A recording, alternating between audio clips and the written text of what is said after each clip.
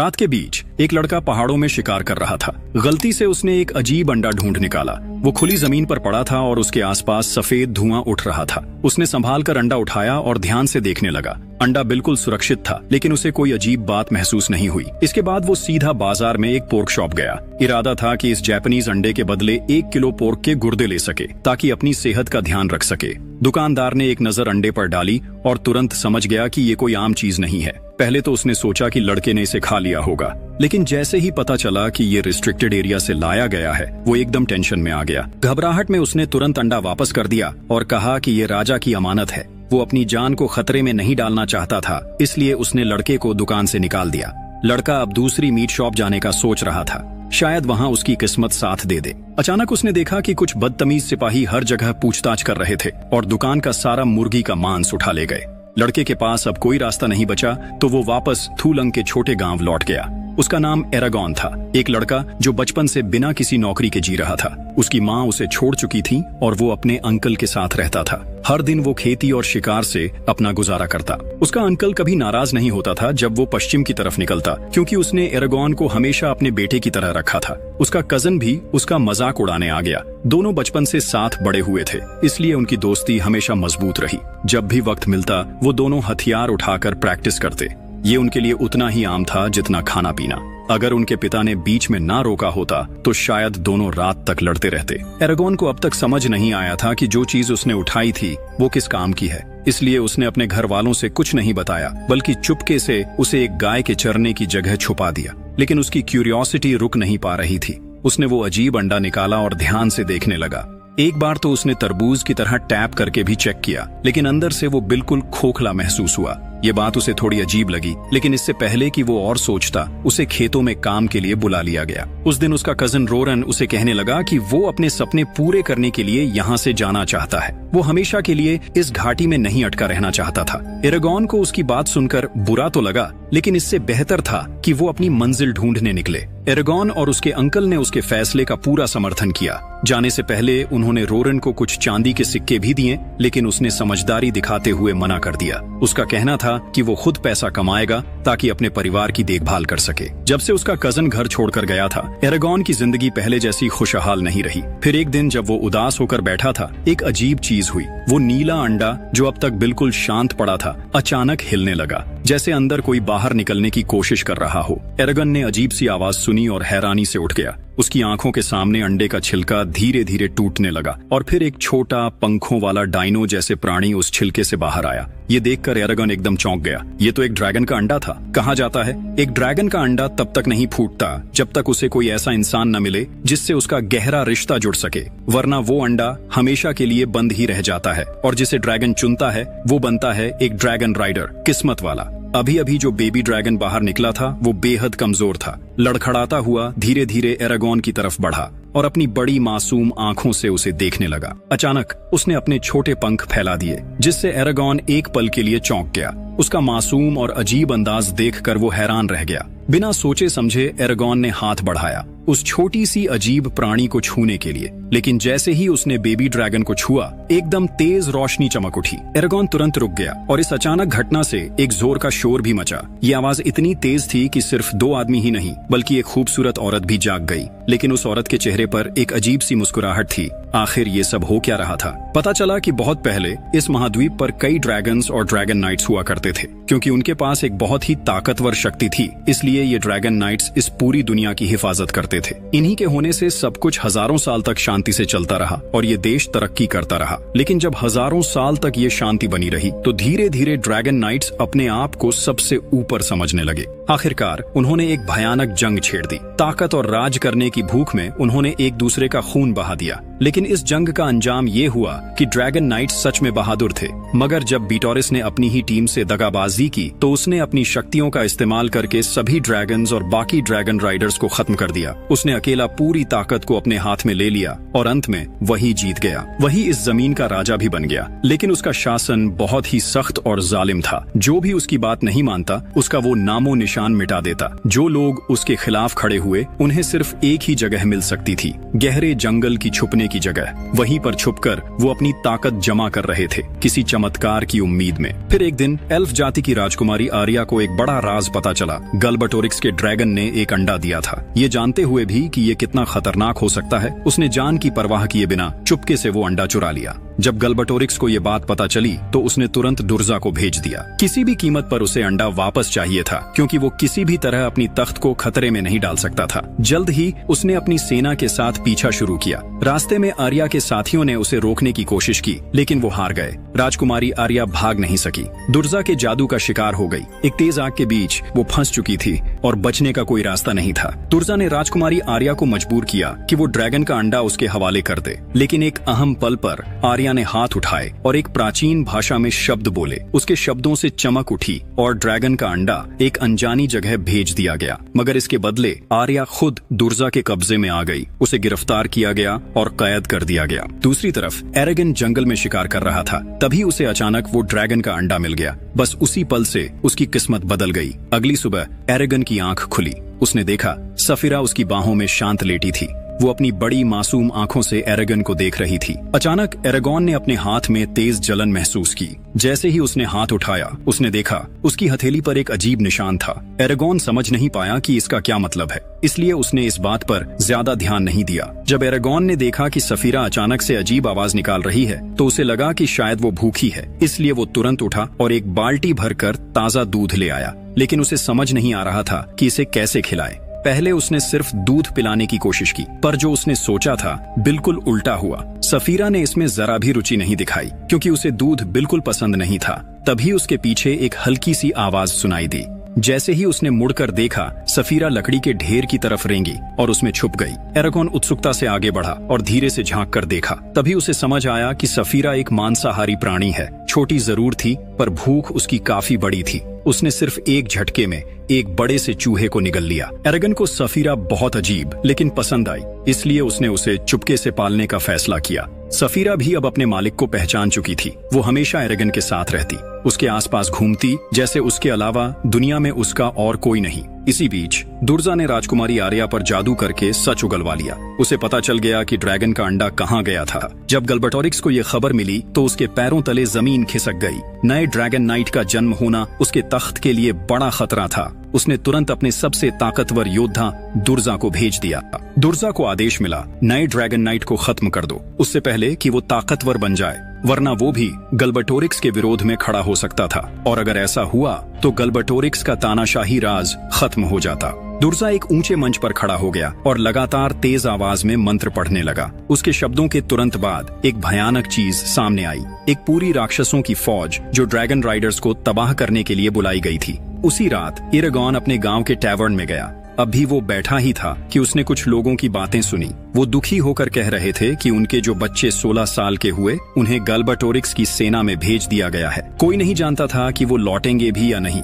एक अकेला आदमी था, नाम था ब्रॉम। उसने बिना किसी डर के कहा, जिंदगी पहले ऐसी नहीं थी। पहले का राज्य सुख और शांति से भरा था। ना यहाँ इतना खून बहता था, ना ही लोगों के चेहरे डरे होते थे। वो जमाना था ड्रैगन्स और ड्रैगन राइडर्स का, जो अपने बड़े बड़े ड्रैगन्स के साथ लड़ते थे। वो वीर योद्धा थे जो कभी किसी जंग में नहीं हारे। वो हमेशा अपने राज्य की हिफाजत और सम्मान के लिए लड़ते थे। उस वक्त लोग सुकून की जिंदगी जीते थे, जब तक एक ड्रैगन राइडर गल्बाटोरिक्स ने बगावत नहीं की। उसने अपनी ही जाति के खिलाफ जंग छेड़ दी। ब्रॉम ये सब कह ही रहा था कि वहाँ के सैनिकों ने उसे जबरदस्ती चुप करा दिया, लेकिन उसकी आंखों में एक अलग ही जज्बा था। वो अब भी मानता था कि एक दिन ड्रैगन राइडर्स का युग फिर से लौटेगा। ब्रॉम की बातें सुनकर एरेगॉन को महसूस हुआ कि शायद जो कहानियों का ड्रैगन राइडर है वो खुद हो सकता है।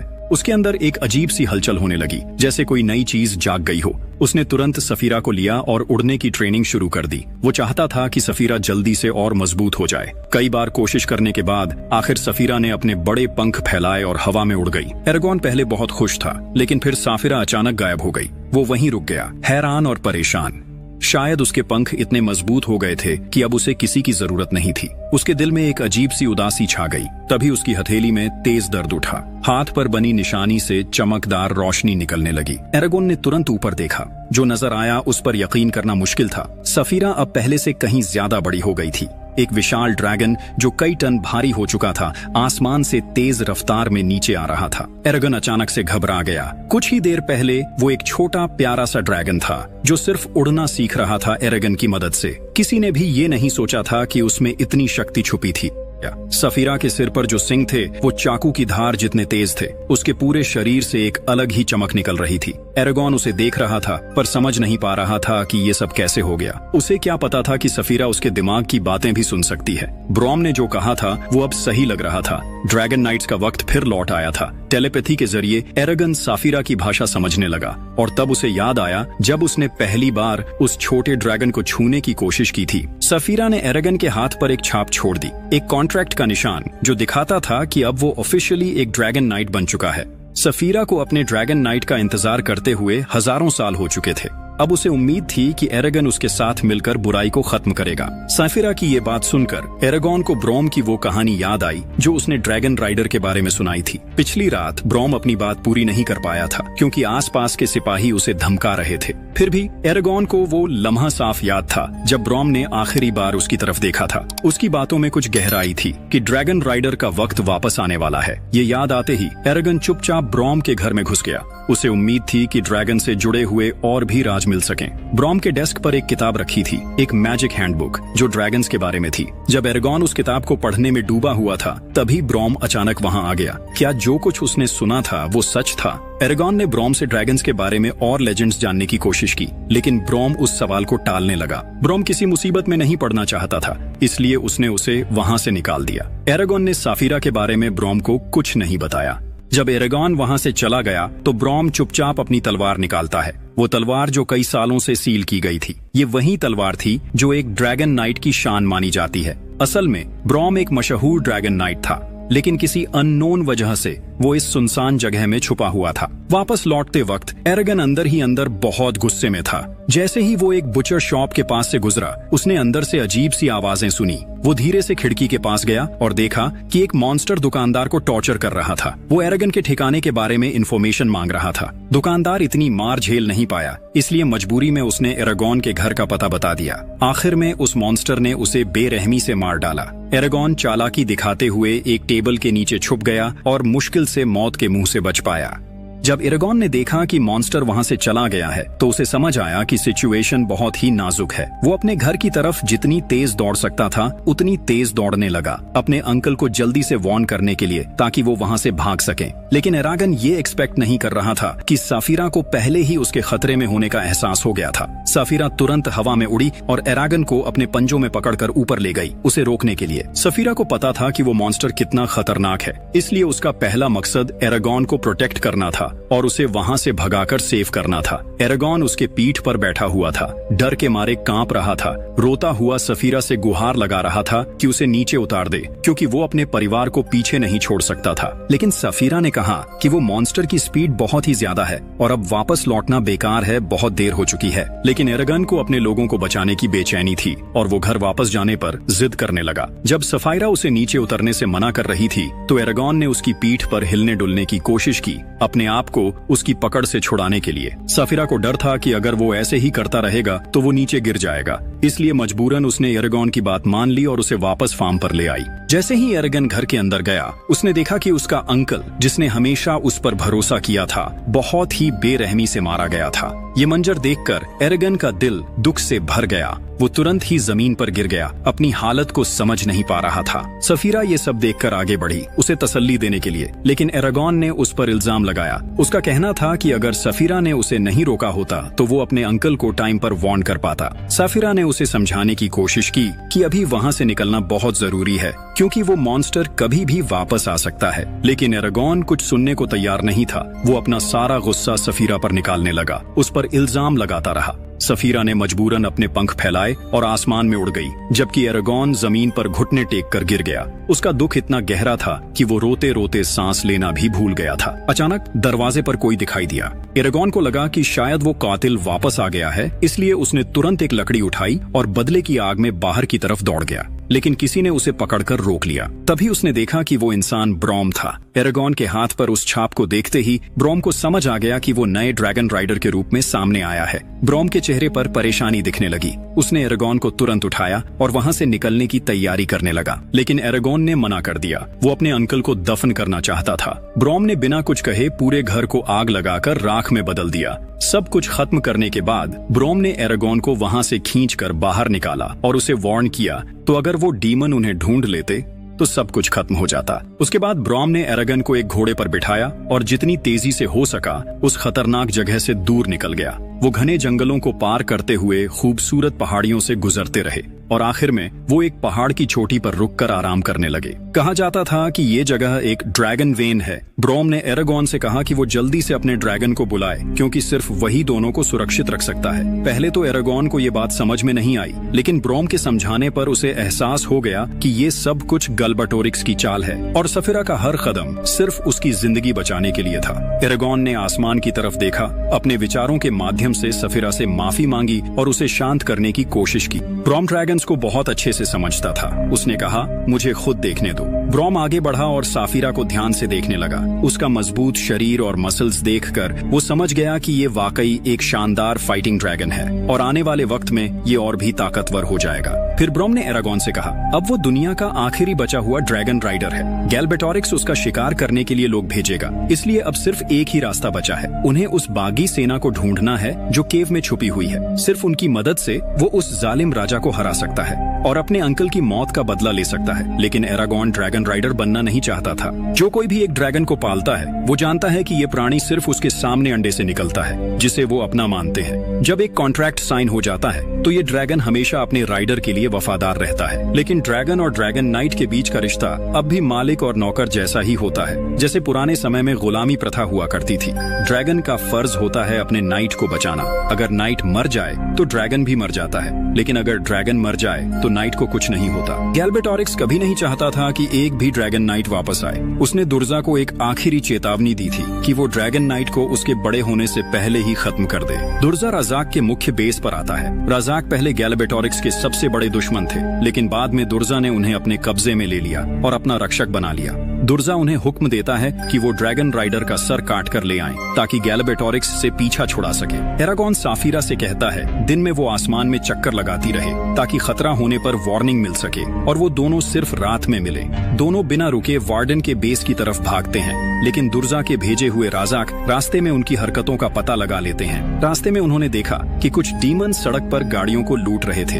एरागॉन ने सोचा कि उसके पास ड्रैगन है तो उन डीमन से निपटना उसके लिए मुश्किल नहीं होगा, लेकिन ब्रॉम नहीं चाहता था कि एरागॉन बिना सोचे लड़े। उसने उसे सबक सिखाने के लिए रास्ते पर पड़ा लकड़ा उठाया और कुछ ही मूव्स में आसानी से हरा दिया। ब्रॉम ने उसे समझाया कि आगे उन्हें असली जिंदगी और मौत वाली जंग का सामना करना पड़ेगा। ऐसे बिना सोचे समझे हिम्मत दिखाना बहुत खतरनाक हो सकता है। ब्रॉम ने बहुत ही सीरियस तरीके से एरागॉन को चेतावनी दी कि उनका असली दुश्मन दुर्जा है, जिसके कब्जे में हजारों डीमंस योद्धा हैं। अगर उसे अपनी जान बचानी है तो उसे एक असली ड्रैगन राइडर बनना पड़ेगा। एरागॉन कुछ देर के लिए उदास हो गया और बेहोशी में जमीन पर बैठ गया।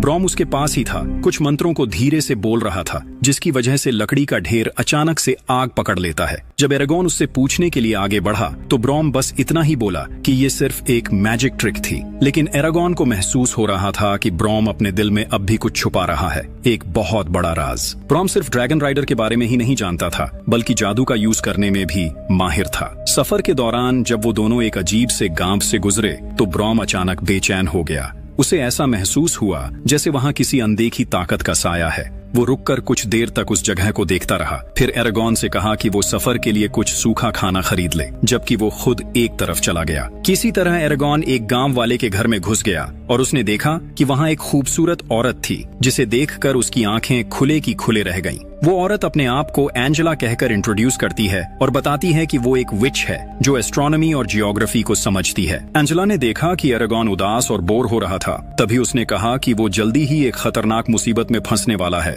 फिर उसने बताया कि एरागॉन के साथ सब कुछ तभी से हो रहा है जब उसने वो ड्रैगन का अंडा पाया था। एरागॉन के सपनों में वो लड़की बार बार दिखाई देती थी। वो उसे बुलाती थी पर अपना नाम कभी नहीं बताती थी। ये सब सुनकर एरागन शक भरी नजरों से घर के बाहर निकल आया। तभी अचानक कोई उसका गला दबा देता है और वो खतरे में पड़ जाता है। लेकिन उसी वक्त ब्रॉम वहां पहुंचकर उसकी जान बचा लेता है। पता चला कि वो एक डीमन था जिसे उस जादूगरनी ने उन दोनों पर हमला करने के लिए भेजा था। जब वो दोनों वहां से जल्दी निकलने की कोशिश कर रहे थे, तभी अचानक से एक झुंड डीमंस का उन्हें घेर लेता है और ब्रॉम को अपनी तलवार चलाने से रोक देता है। अब वो लोग एरागन पर सामने से हमला करने लगे। एरागन ने अपने धनुष को खींचकर दूर से मदद करने की कोशिश की, लेकिन वो उन डीमंस को मार नहीं पा रहा था। उसने सोचा था कि वो बदला ले पाएगा, पर अब तो अपनी जान बचाना भी एक मुश्किल काम बन गया था। जब हालात बिल्कुल नाउम्मीद से लगने लगे, तो एरागन ने अपना धनुष उठाया और अचानक जोर से चीखा। ये चीख उसके अंदर छुपी ड्रैगन की शक्ति को जगाने के लिए काफी थी। हर एक जादू भरा तीर उसके धनुष से निकलकर डीमंस को उड़ाकर रख देता है।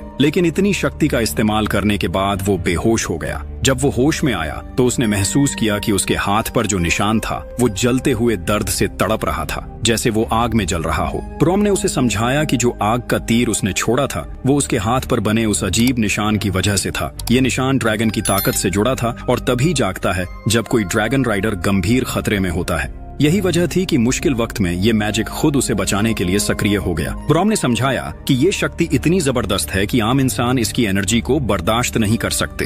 एक ड्रैगन नाइट सिर्फ अपने ड्रैगन का मालिक नहीं होता, बल्कि कई तरह के जादू को भी कंट्रोल करने में माहिर होता है। ये सब सुनकर एरागन में थोड़ी हिम्मत आई, लेकिन ब्रॉम ने उसे चेतावनी दी कि इस दुनिया में मैजिक के अपने नियम होते हैं। कोई भी जादू करने से पहले प्राचीन शब्दों का इस्तेमाल करना पड़ता है और बिना जरूरत के उसका इस्तेमाल करना गलत है। ब्रॉम ने बताया कि मैजिक एल्केमी की तरह होता है, जिसका असली मतलब है बराबर की अदला बदली। जब भी कोई जादू किया जाता है तो उसका असर सिर्फ बाहर नहीं बल्कि खुद के शरीर पर भी पड़ता है। जादू करने वाले को उसके बैकलैश को सहना पड़ता है, जो उसे इतना कमजोर कर सकता है कि उसकी जान तक जा सकती है। इसीलिए मैजिक का इस्तेमाल सोच समझकर करना चाहिए, वरना ये नुकसान भी पहुंचा सकता है। अब जब एरागन को ये सब पता चल चुका था तो उसके पास कोई और रास्ता नहीं बचा। उसे न सिर्फ ड्रैगन राइडिंग सीखनी थी, बल्कि लड़ाई के हर हुनर में भी महारत हासिल करनी थी।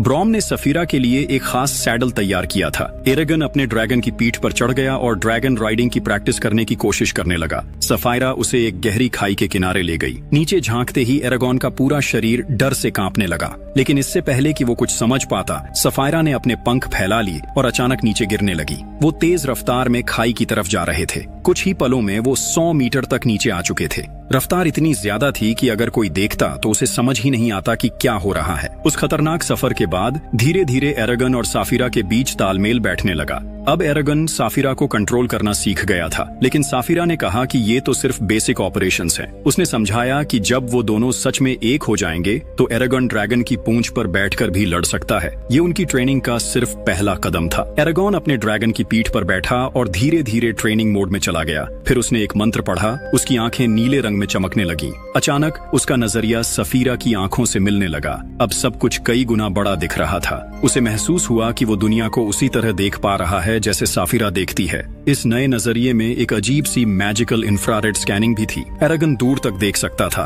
उसे कई गॉब्लिन्स नजर आ रहे थे, लेकिन एक गॉब्लिन तेजी से ब्रॉम की ओर बढ़ रहा था। एरागन को झटका लगा। उसने बिना वक्त गंवाए सफीरा को नीचे जाने का हुक्म दिया। सफीरा ने तुरंत अपने पंख मोड़े और तेजी से नीचे झपट पड़ी। अब एरागन की नजर सिर्फ ब्रॉम और उस गॉब्लिन पर थी। सफीरा सीधा जंगल में घुस गई, लेकिन वहां इतनी सारी रुकावटें थीं कि वो जगह उसके लिए सही नहीं थी। हर तरफ बड़े बड़े पेड़ और उनकी शाखाएं थीं, जिससे उसकी रफ्तार बहुत धीमी हो गई। जैसे ही वो वहां पहुंचे, अचानक गॉब्लिन ने उन पर हमला कर दिया। एरागन को जोर से सफीरा की पीठ से नीचे फेंक दिया गया और वो जमीन पर गिर गया। सफीरा भी एक बड़े पेड़ की शाखा से टकरा गई और जोर से जमीन पर गिरते ही पलटकर 2-3 बार लुढ़क गई। जैसे ही उसने अपने ओपोनेंट को गिरते हुए देखा, वो एल्फ उसके ऊपर वार करने के लिए दौड़ पाए। किस्मत से उस नाजुक पल में ब्रॉम ने हिम्मत दिखाई। उसने एरागन को बचाने के लिए उस एल्फ का वार अपने ऊपर ले लिया। इसके बाद दोनों तरफ से सीधा सामना हुआ। लेकिन जो बात किसी ने सोची भी नहीं थी वो ये थी कि ब्रॉम के फाइटिंग स्किल्स बेहद शानदार थे। उसकी फाइटिंग स्टाइल में एक अलग ही क्लास थी। ब्रॉम ने अपनी तलवारबाजी के स्किल्स से उस एल्फ को आसानी से हरा दिया। एरागन वहीं एक तरफ खड़ा था, अपनी आंखों में हैरानी लिए ब्रॉम की लड़ाई को देखता रहा। जब उसकी नजर ब्रॉम के हाथ में पकड़ी तलवार पर पड़ी, अब उसे और भी यकीन हो गया था कि ब्रॉम एक आम इंसान नहीं है, तो उसका मुंह खुला का खुला रह गया। इसके बाद उन्होंने जल्दी से कुछ जड़ी बूटियां इकट्ठा की और सफीरा के घायल पंख पर लगा दी। ब्रॉम ने एरागन को समझाया कि उसे सफीरा की हिफाजत करनी होगी। उन्होंने उसे चेतावनी दी कि बिना सोचे समझे अपनी जान खतरे में न डाले। जो अभी हुआ उसमें सफीरा की जान जाते जाते बची थी।